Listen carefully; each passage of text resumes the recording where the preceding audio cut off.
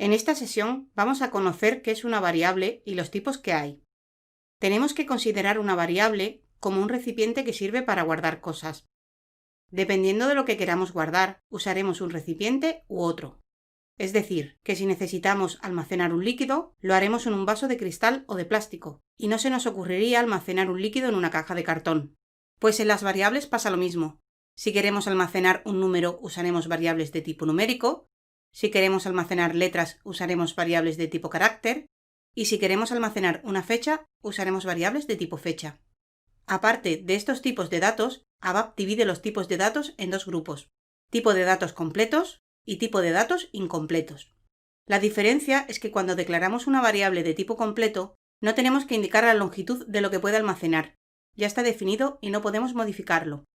En variables de tipo incompleto, estamos obligados a indicar el tamaño que tendrá, y este dependerá de la longitud de datos que vayamos a guardar en la variable. En los tipos completos tenemos 8 tipos de datos, y se declaran con la palabra reservada data.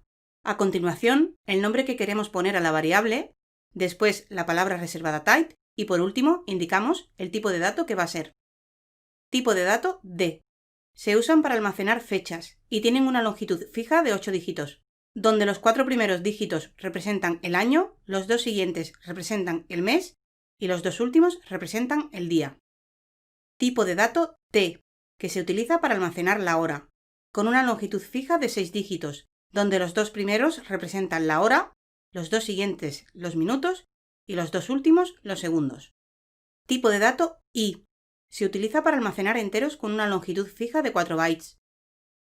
Tipo de dato F. Se utiliza para numérico flotante con una longitud fija de 8 bytes. Tipo de dato decfloat16. Es un decimal de punto flotante, con una longitud de 8 bytes. Tipo de dato decfloat34. Es igual que el anterior, pero de 16 bytes. Tipo de dato string. Se utiliza para almacenar caracteres y tiene una longitud dinámica. En función de lo que almacene, aumentará o disminuirá su tamaño. Tipo de dato xstring. Se utiliza para la secuencia de bytes o cadena hexadecimal y tiene una longitud dinámica. Ahora empezamos con los tipos de datos incompletos, y como tenemos que indicar su longitud, en la declaración de la variable tenemos que usar la palabra reservada length para indicar su tamaño. Tipo de dato C, que se usa para almacenar caracteres o cadenas de caracteres. Tipo de dato N. Se utiliza para almacenar caracteres numéricos. Tipo de datos X. Es igual que el tipo xstring, pero tenemos que indicarle la longitud. Tipo de datos P, que es un numérico empaquetado y puede llevar decimales. En esta sesión hemos visto qué es una variable y los tipos de variables que existen.